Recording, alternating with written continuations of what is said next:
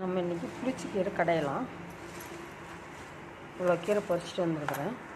வேக வச்சு எடுத்துக்கலாம். முதல்ல கீரையை வேவிச்சு எடுத்தாச்சு. 3ல் 1 பங்கு தான் கிடச்சிருக்கு நம்மளுக்கு. இந்த தண்ணியை பித்தளை பாத்திரம்லாம் கழுவலாம். புளிச்சக்கீரை வேக வச்சு எடுத்தாச்சு. 2 தக்காளி, 2 வெங்காயம், இது தாளிக்க கருவேப்பிலை, ஜீரகம், மிளகு, கொத்தமல்லிலாம் கொஞ்சம் கொஞ்சம் வாசத்துக்கு, வெந்தயம், புளி, மிளகாய், பூண்டு. காரம் அவங்க விருப்பத்துக்கு தக்கன போட்டுக்கலாம். நான் ஒரு 7-8 மிளகாய் வச்சுருக்கேன். தாளிச்சிக்கலாம். வெங்காயம், மிளகாய் எல்லாம் தாளிச்சு விட்டாச்சு. இப்போ புளிச்சக்கீரையை சேர்த்துக்கலாம். வணங்கிருச்சு. தேவையான உப்பும் போட்டாச்சு. கடைஞ்சிடலாம். புளிச்சக்கீரை ரெடி ஆயிடுச்சு. இந்த மாதிரி செஞ்சு சாப்பிட்டு பாருங்கள்.